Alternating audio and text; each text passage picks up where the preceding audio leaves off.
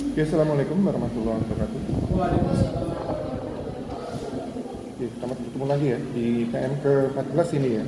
Iya. Terakhir 15.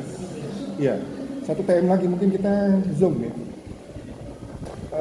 Mungkin kalau bisa nanti sekitar jam 2, kalau nggak bisa besok mungkin. Ya.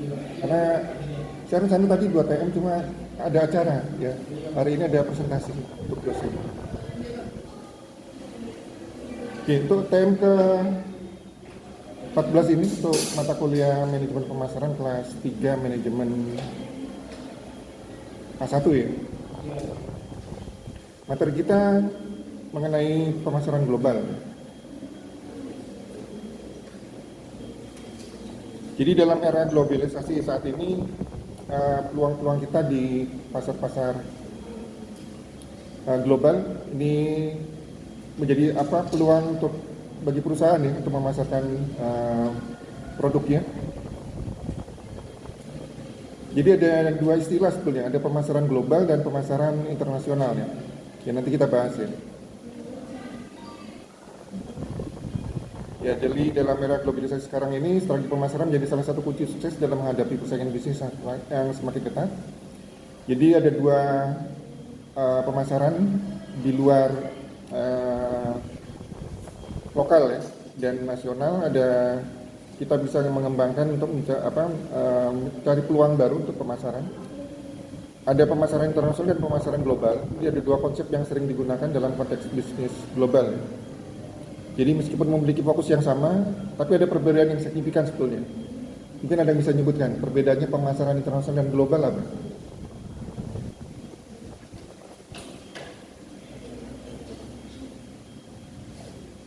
Ya nanti kita bahas ini. Jadi pemasaran global ini proses perencanaan, pengembangan, pelaksanaan, dan pengendalian kegiatan pemasaran untuk mempromosikan, mendistribusikan, dan menjual produk atau layanan di pasar global. Yang kita bahas selama ini adalah masih pasar lokal ya, atau nasional. Jadi kita sekarang masuk ke pasar global, lebih luas lagi. Nah, pemasaran global ini melibatkan ekspansi bisnis ke luar batas negara asal perusahaan untuk mencapai konsumen di berbagai negara dan budaya. Jadi ada perbedaan budaya, kemudian ada perbedaan aturan-aturan dan sebagainya. Nah, ini harus diperhatikan oleh para marketer. Jadi pemasaran global ini melibatkan identifikasi, pemahaman kebutuhan dan preferensi konsumen di pasar global, serta pengembangan strategi pemasaran yang tepat untuk memenuhi kebutuhan tersebut. Sama halnya, kemarin konsepnya ada kebutuhan dan keinginan. Cuma sekarang lebih luas lagi. Ya. Secara global, sama kita harus memperhatikan kebutuhan dan keinginan konsumen secara global. Dan ini harus ada meliputi pemilihan segmen pasar yang relevan, penetapan harga yang kompetitif, pengembangan produk. Jadi 4P tetap kita gunakan dalam konsep pemasaran global. Tujuan utama pemasaran global adalah memperluas pangsa pasar, ya, mencari peluang pasar baru, meningkatkan penjualan dan memperkuat citra merek perusahaan di pasar global.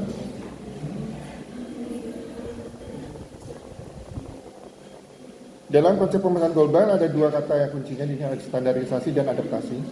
Jadi produknya yang kita jual ini sudah kita standar. Ya. Nah, ini perbedaannya dengan pasar pemasaran internasional. Jadi kalau pemasaran global sama fokusnya ke luar negeri, ya, lebih luas, mencari peluang pasar di negara-negara lain. Cuma bedanya antara pemasaran global dan pemasaran internasional. Kalau pemasaran global ini produknya standar. Jadi dianggap kita pemasaran sudah global, satu pasar gitu ya, global. Jadi produknya standar dari negara asal. Jadi kita menjual misalnya handphone, handphonenya sesuai standar kita saja. Kita jual ke negara-negara lain. Jadi tanpa misalnya.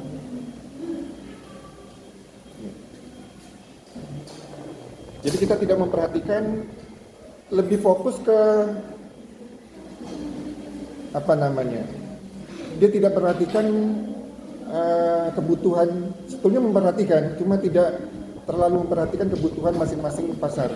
Jadi produknya produk standar. Ya. Nah ini ada kelemahannya. Kelemahannya apa? Karena produknya standar, mungkin tidak sesuai dengan kebutuhan negara-negara yang kita tuju. Berbeda dengan pemasaran internasional. Pemasaran internasional kita fokus ke masing-masing kebutuhan dan keinginan. Ya. Jadi speknya beda-beda. Ya. Jadi di Afrika misalnya kita jual ke Eropa mungkin speknya beda, produk kita jual juga beda. Ya. Nah ini membutuhkan biaya yang tinggi. Kalau pemasaran internasional jelas membutuhkan biaya yang tinggi. Ya. Tapi pemasaran global lebih efisien karena satu cetak saja sudah kita jual, satu cetakan. Tapi kalau pemasaran internasional cetakannya tergantung dari pasar yang kita tuju. Mungkin pasar Eropa, Amerika, Afrika beda-beda. Nah ini cost-nya agak tinggi kalau pemasaran internasional, ya. Tapi lebih efektif. Kalau pemasaran global lebih efisien. Bedanya apa? Efisien dan efektif apa? Salah. Bedanya apa? Sudah belajar ini kan dasar-dasar manajemen. Bedanya efektif dan efisien apa?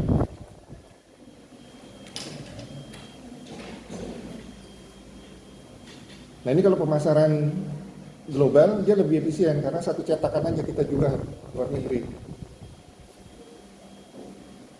Tapi kalau pemasaran internasional kita lihat kebutuhan masing-masing wilayah negara mungkin beda. Kita cetakannya juga beda-beda karena cetakan beda-beda cost-nya tinggi, tapi lebih efektif. Ya karena sesuai kebutuhan pasar. Bedanya apa? Efisien dan efektif apa? Kalau pemasaran global tadi lebih efisien.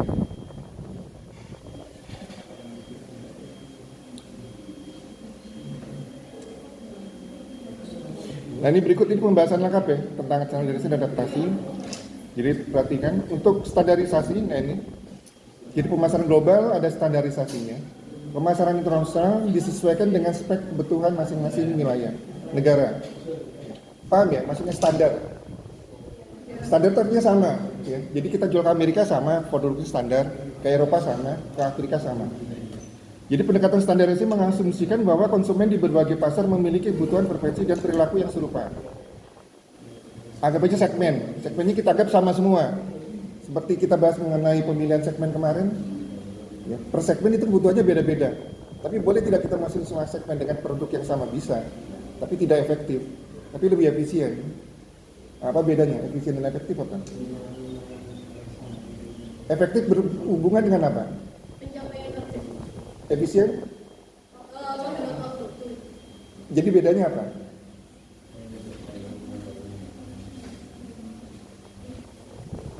Bedanya dalam mencapai tujuan itu. Ya, ya, silakan. Itu aja. Ya, kalau efektif jadi pemasaran kita sesuai dengan tujuan kita. Lebih efektif artinya lebih mencapai sasarannya. Karena speknya beda. Kita jual ke Amerika, Eropa, Afrika, speknya kita sesuaikan kebutuhan standar sana. Jadi lebih mengena, lebih efektif. Ya. Sedangkan kalau pemasaran global lebih efisien dari cost-nya tadi. Kalau standar cetakannya kan satu aja, kita jual ke semua negara, cost-nya lebih ringan, promosinya juga lebih ringan, kita samakan semua. Ya. Nah, jadi pendekatan standarisasi mengasumsikan bahwa konsumen di berbagai pasar memiliki kebutuhan preferensi dan perilaku yang sama. Dalam strategi standarisasi, perusahaan mencoba untuk menggunakan pendekatan seragam ya, dalam pengembangan produk, pemasaran, dan distribusi di seluruh pasar global. Keuntungannya antara lain lebih efisien tadi, efisien dalam operasionalnya, biaya cost-nya, produksinya, dan sebagainya. Konsisten merek. Jadi pendekatan standarisasi membantu membangun citra merek yang konsisten di seluruh pasar global. Merek dikenali dengan baik dan memperoleh kepercayaan konsumen dan membedakan produk dari pesaing.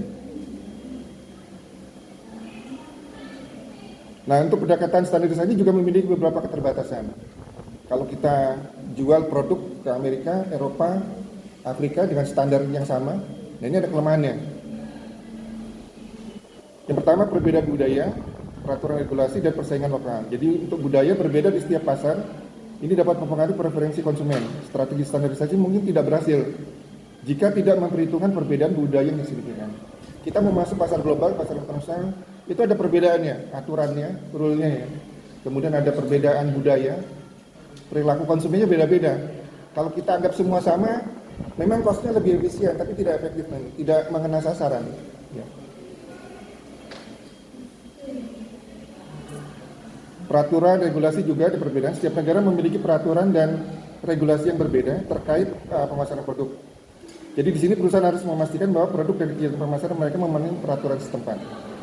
Jadi mungkin standar di Amerika mungkin produknya tidak sesuai dengan aturan di sana. Tapi karena standar kita cetakannya sama, kita anggap standar, kita jual aja. Jadi mungkin nanti di sana kurang laku. Ya. Nah itu kelemahannya ya, kelemahan dari pasar global. Sebenarnya sama, tujuannya sama. Kita menjual barang di luar negara kita, mencari peluang pasar, memperluas pangsa pasar kita. Ya. Nah ini strategi dari perusahaan. Nah, jadi dalam menentukan apakah menggunakan strategi pemasaran global atau pemasaran internasional, tergantung beberapa faktor. Keuangan perusahaan, sumber daya di perusahaan, keuangannya gimana, peluangnya seperti apa, yang negara kita tuju, apakah dia di sana terlalu memperhitungkan budaya dan sebagainya. Kalau tidak terlalu memperhitungkan itu mungkin bisa secara standar kita jual. Tapi ternyata kalau perusahaan di negara tersebut terlalu memperhitungkan budayanya, nah ini susah kalau kita masukkan barang kita secara standar. Harus kita sesuaikan budaya di sana. Ya. Misalnya Amerika menjual minumannya di sini dengan kadar alkohol yang tinggi, kira-kira laku tidak? Tidak, ya. Mungkin bisa bir dengan zero alkohol bisa. Atau ada minuman semacam rasa bir itu apa namanya? Ya, alkoholnya berapa itu? Tidak ada. Nah itu mereka strateginya dengan mengurangi kadar alkoholnya, tapi rasa-rasanya mirip. Ya. Bir itu kan sebenarnya gandum ya. Jadi kalau cowok-cowok minum bir biasanya perutnya besar gitu. Ya. Ya alkohol biasanya di daerah dingin Eropa cocok untuk penghangat biasanya kalau di sana. Tapi di negara kita kan haram itu kan. Di agama kita sorry.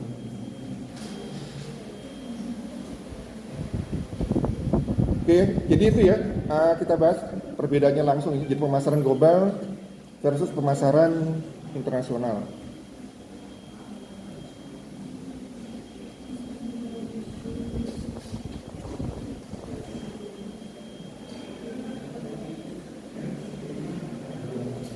Nah, jadi untuk pemasaran, kalau kalian nanti ambil konsentrasi pemasaran, ada mata kuliah pemasaran internasional nanti di semester 7 kalau tidak salah. Jadi pemasaran global adalah strategi pemasaran yang melibatkan penggunaan pendekatan yang seragam, artinya standarisasi produknya. Ya. Dalam semua pasar di seluruh dunia, dalam hal ini perusahaan menganggap dunia sebagai satu pasar tunggal global. Ya. Satu pasar tunggal dan mengejar strategi pemasaran yang seragam di semua negara. Bedanya dengan pemasaran internasional, perhatikan di sini. Pemasaran internasional adalah strategi pemasaran yang difokuskan pada ekspansi ke pasar luar negeri, sama ya. Dalam konteks ini perusahaan berusaha memahami kebutuhan dan keinginan konsumen di pasar yang berbeda secara internasional dan mengadaptasi produk layanan mereka sesuai dengan perbedaan tersebut. Jadi memperhatikan kebutuhan dan keinginan masing-masing pasar kalau pemasaran internasional. Beda, sudah bisa dipahami bedanya pasar pemasaran global dan pemasaran internasional. Ada masih bingung? Yang masih bingung siapa?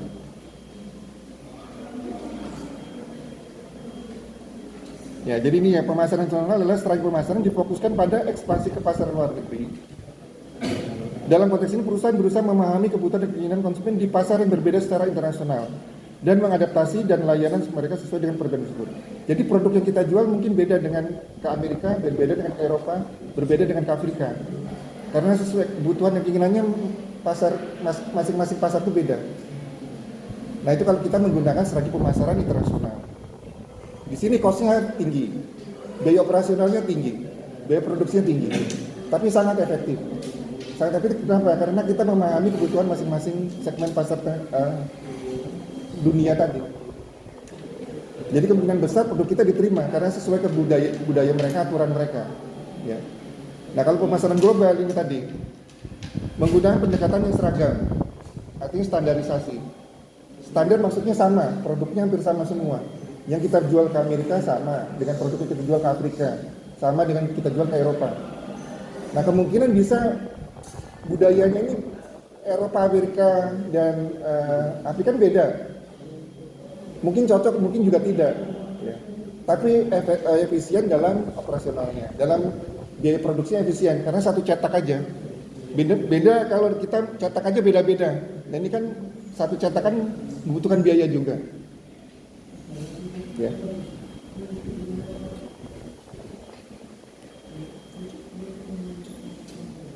Nah ini perbedaannya ya. Jadi perbedaan utama antara pemasaran internasional dan pemasaran global ini terletak pada pendekatan digunakan di tingkat adaptasi yang diterapkan dalam berbagai pasar.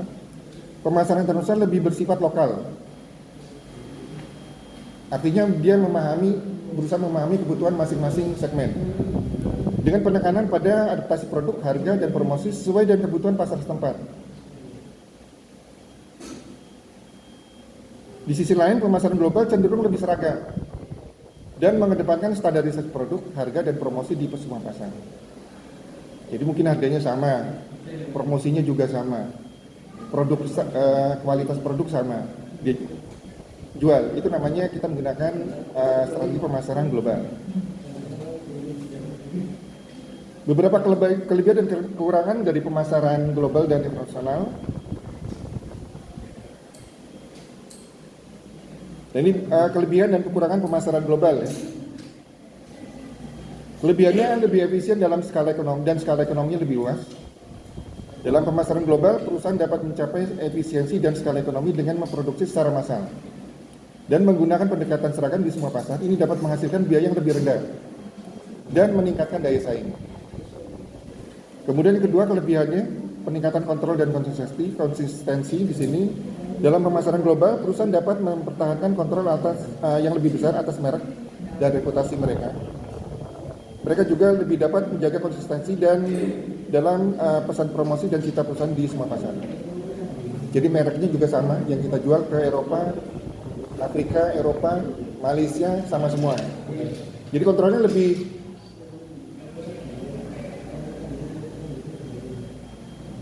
bisa dapat dikendalikan. Kemudian kekurangannya apa? Pemasaran global kurang fleksibel, ya, dalam arti di sini pemasaran global perusahaan mungkin harus menghadapi keterbatasan dalam adaptasi produk dan kampanye pemasaran tadi. Budayanya beda, ya. Adaptasinya mungkin mereka kurang mengenal kalau pemasaran global, karena tidak terlalu memperhatikan tadi kebutuhan dan keinginan masing-masing segmen pasar global tadi. Pendekatan seragam diterapkan dapat mengurangi elastisitas perusahaan dalam menyesuaikan diri dengan perbedaan kebutuhan pasar setempat. Kemudian kurangnya responsivitas terhadap pasar perubahan lokal. Jadi dalam strategi pemasaran yang seragam atau standarisasi, perusahaan mungkin kurang responsif terhadap perubahan ekonomi, politik, dan sosial yang terjadi di pasar lokal. Hal ini dapat menghambat keberhasilan pemasaran di pasar yang berbeda. Kira-kira kita masuk pasar Amerika, pasar Eropa, pasar Afrika, ada persaingan dari pasar lokal tidak? Dari produk lokal ada persaingan kira-kira tidak? Ada, ya. Nah kalau kita tidak memperhatikan budaya tadi, aturan-aturan tadi, mungkin barang kita susah masuk di sana. Ya, memang lebih efisien kita jualnya. Ya. Promosinya juga lebih kita samakan. Mungkin kalau promosi di Eropa dan Arab mungkin beda. Ya. Mungkin kalau di Eropa wanita pakaiannya tidak terlalu tertutup, nggak masalah. Tapi kalau promosi kita lempar ke Arab dengan pakaian yang terbuka, mungkin nggak laku, tidak diterima di sana. Ya, aturannya beda. Kemudian potensi konflik dengan aspek budaya. Nah ini kelemahannya ya. Pemasaran global dapat terkendala oleh perbedaan budaya yang signifikan di berbagai pasar. Perusahaan harus berhati-hati agar tidak melanggar norma atau tabu budaya yang dapat merugikan citra merek dan dapat menimbulkan konflik.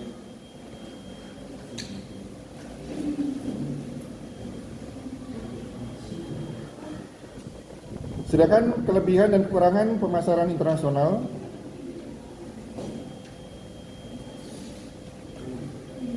Kelebihannya pertama, peningkatan peluang pasar. Dengan memasuki pasar internasional, perusahaan memiliki kesempatan untuk mengakses pasar yang lebih luas. Tadi tujuannya, mengeksplorasi peluang bisnis baru, Nah, ini dapat membantu perusahaan untuk bertumbuh dan meningkatkan pendapatan mereka. Yang kedua, kelebihannya pemasaran transversal. Perusahaan harus memahami kebutuhan dan preferensi konsumen di pasar lokal. Ini memungkinkan perusahaan untuk mengembangkan produk dan layanan yang tepat untuk pasar tersebut. Jadi dalam pemasaran transversal, kita lebih memperhatikan aspek kebutuhan dan keinginan dari masing-masing pasar internasional tadi. Kelebihan yang kedua, pengetahuan tentang kebutuhan pasar lokal. Dalam pemasaran internasional, perusahaan harus memahami kebutuhan dan preferensi konsumen di pasar lokal. Pasar lokal maksud pasar masing-masing segmen. Ini memungkinkan perusahaan untuk mengembangkan produk dan layanan yang tepat untuk pasar tersebut. Adaptasi terhadap budaya lokal juga. Dalam pemasaran internasional, perusahaan perlu mengadaptasi produk dan kampanye pemasaran mereka sesuai dengan budaya dan nilai lokal. Ini akan membantu perusahaan memenangkan kepercayaan dan loyalitas konsumen di pasar luar negeri. Kekurangannya biayanya tinggi ya, cost produksi yang tinggi, kemudian tantangan komunikasi dan dalam pasar internasional, perusahaan harus menghadapi tantangan komunikasi yang timbul akibat bahasa, budaya, dan perbedaan regulasi di pasar yang berbeda. Ini dapat mempersulit upaya pemasaran dan berpotensi merugikan citra perusahaan jika tidak dikelola dengan baik. Kemudian juga tingkat persaingan yang lebih tinggi. Jadi sebetulnya konsepnya sama dengan pasar lokal yang kita pelajari selama ini, ya. Jadi adanya kebutuhan, keinginan sebetulnya. Tapi kalau pasar global tidak terlalu memperhitungkan itu, ya. Sedangkan pasar pemasaran internasional selalu memperhitungkan itu. Kebutuhan dan keinginan masing-masing segmen, ya. Segmennya sudah beda ya, tapi segmennya segmen lebih luas antar negara.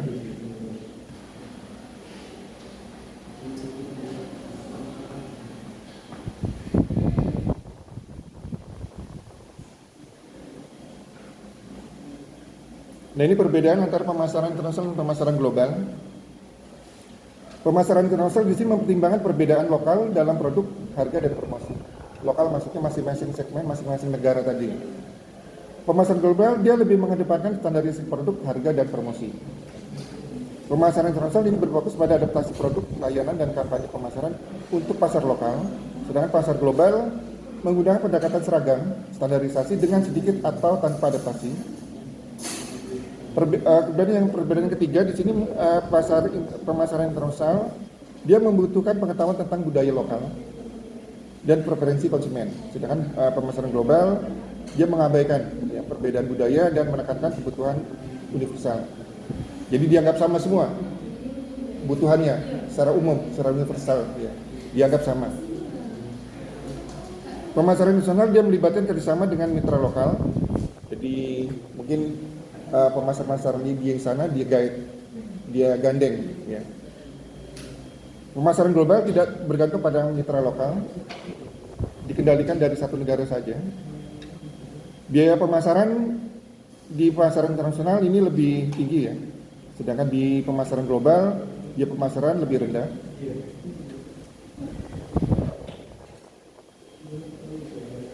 Dan seterusnya bisa kalian baca sendiri nanti di lihat sebenarnya ada beberapa materi.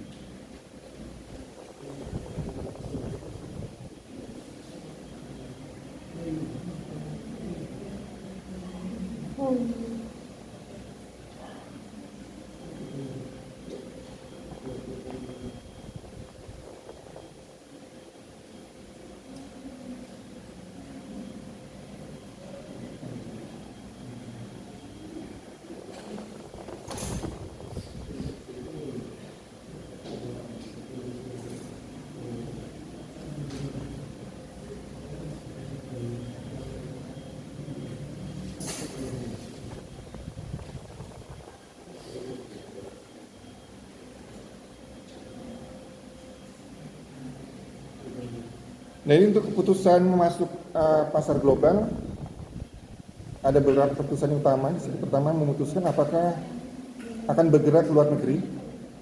Kalau kita akan bergerak ke luar negeri, pasar mana yang akan kita masuki?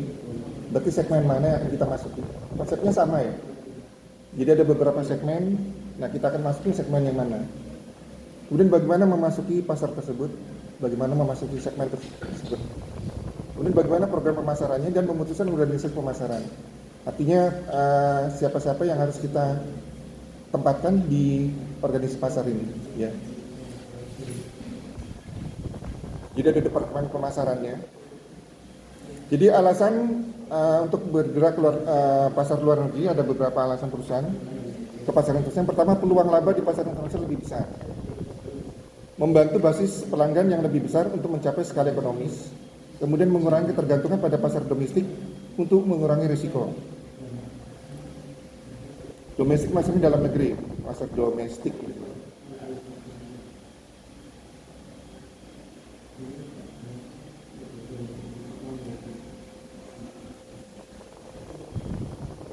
Kemudian alasan yang berikutnya, menjamin kebutuhan pelanggan yang mungkin ke luar negeri. Kemudian sebagai balasan atas perusahaan luar yang menawarkan produk lebih baik dan lebih murah.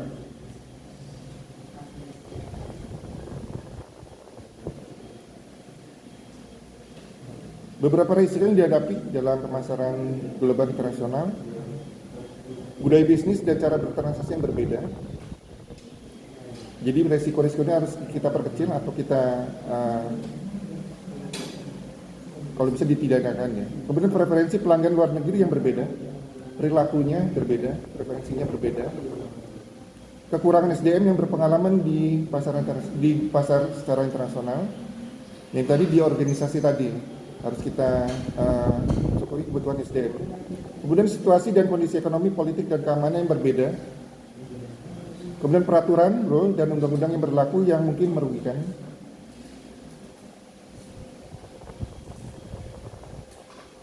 Cara menentukan pasar yang mana dimasuki, pertama faktor yang perlu dipertimbangkan yaitu apakah hanya bergerak di beberapa negara atau banyak negara. Kita akan menuju satu negara saja atau beberapa negara kita masuki. Kemudian di jenis negara, daya tariknya, ini akan dipengaruhi oleh produk, faktor geografis, pendapatan, populasi, iklim, politik, faktor-faktor lain yang ada di negara tersebut. Kemudian juga kedekatan psikis, psikologis ya, dan geografis. Mungkin kalau kita masyarakat padan kita di Melayu, Malaysia mungkin tidak terlalu masalah karena budayanya hampir sama ya. Ke Filipina juga hampir sama, Thailand mungkin daerah-daerah Asia Tenggara ya. Kemudian perlu kita buat peringkat ya atas dasar 3 kriteria utama yaitu daya tarik pasar. Jadi mana yang lebih paling besar itu kita masuki. Kemudian keunggulan kompetitif barang kita. Pasar-pasar mana yang lebih unggul kita. Kemudian risikonya yang paling kecil mana. Nah ini yang harus kita perhitungkan dalam kita masuk ke pasar mana atau segmen mana di luar negeri. 5 cara memasuki pasar luar negeri. Yang pertama, ekspor tidak langsung, kemudian ekspor langsung, atau lisensi saja kita berikan, ya, atau usaha patungan dengan perusahaan-perusahaan di luar negeri, atau investasi langsung. Bisa kita investasi langsung menanamkan modal kita di luar negeri. Ini 5 cara memasuki pasar luar negeri. Ekspor tidak langsung ini perusahaan bekerja melalui perantara independen. 4 jenis perantara yang tersedia mungkin dalam bentuk pedagang ekspor ya, berbasis domestik, agen ekspor berbasis domestik, organisasi kooperatif, dan perusahaan manajemen ekspor. Ini apabila kita menggunakan ekspor tidak langsung. Untuk ekspor langsung perusahaan menangani sendiri ekspornya. Jadi kalau kalian nanti bekerja di perusahaan ekspor impor, nah ini lebih memahami ini nanti ya. Kita bisa langsung ekspor sendiri atau kita menggunakan jasa eksportir ya. Kalau kita menggunakan jasa eksportir berarti lebih mahal lagi. Yang kemarin waktu kita bahas e-commerce, pemasaran, kita meniadakan calo-calo itu ya, atau perantara-perantara itu dengan e-commerce ya. Sama halnya dengan ini ya. Jadi kalau kita ekspor langsung di sini perusahaan menangani sendiri ekspornya. Cara yang digunakan departemen atau divisi ekspor berbasis domestik, jadi ada divisi ekspor impor ya. Kemudian anak perusahaan atau cabang penjualan di luar negeri kita tempatkan di sana, anak cabang kita di luar negeri atau perwakilan. Kemudian distributor atau agen berbasis luar negeri kita gandeng. Untuk lisensi dan joint venture, di sini lisensi memberi lisensi atau lisensor. memberi izin pada perusahaan asing untuk menggunakan proses manufaktur. Merek dagang, kita bisa memberikan lisensi kita, misalnya barang kita ke luar negeri, di Vietnam misalnya. Kita beri lisensi saja di sana. Mereka yang memasarkan, menjual di sana. Ya, kalau kita memberi lisensinya dia. Atau joint venture, di sini investor luar negeri dapat bergabung dengan investor lokal untuk membentuk satu perusahaan patungan di mana mereka membagi kepemilikan dan kontrolnya. Keuntungannya dibagi bersama, kemudian kendalinya juga dibagi bersama.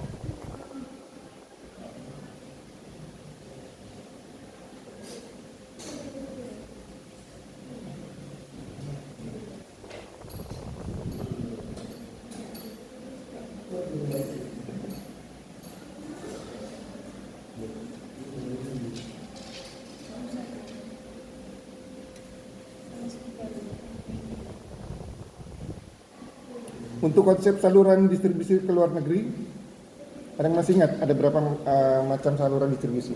Ada berapa saat kita membahas mengenai place distribusi? Ada berapa tingkat?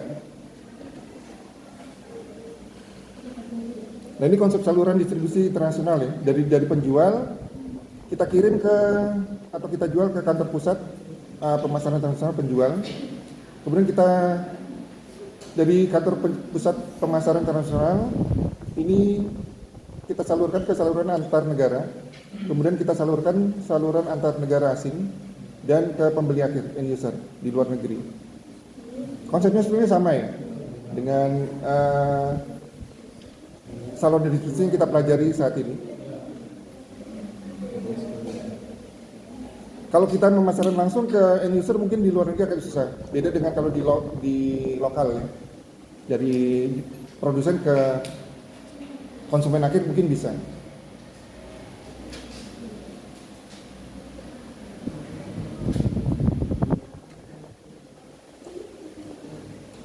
Cocoknya kira-kira kalau dari 0 tingkat dari produsen ke konsumen, produk apa kira-kira yang cocok?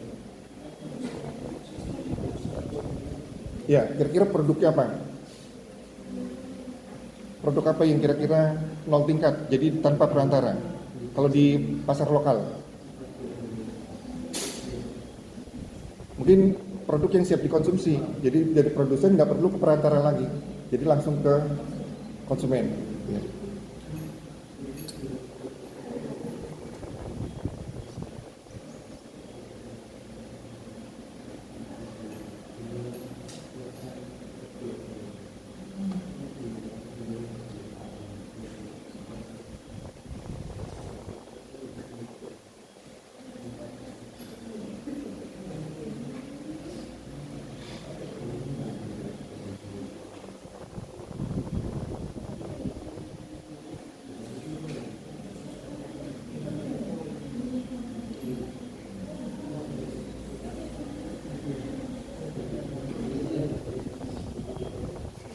Nah ini ya, kalau saran 0 tingkat, ini biasanya diterapkan pada produk jasa makanan, restoran, catering.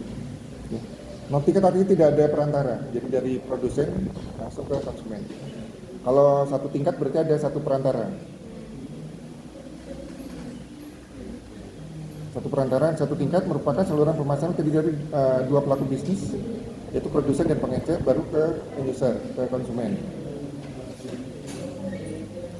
Contohnya produsen makanan menjual produknya konsumen melalui pengecer. Contohnya ke supermarket misalnya. Ya. Barang-barang yang agak tahan lama. Ya. Tidak siap kalau yang 1 tingkat tadi mungkin barangnya tidak tahan lama gitu. Kalau tahan lama mungkin dia bisa langsung ke pengecer dulu di supermarket, bisa lihat produsen, dititipkan ke pengecer atau ke warung, baru dijual dari warung supermarket dijual ke end user. Ya nanti bisa dipelajari lagi ya. Ini di pertemuan 7 kalau tidak salah ini.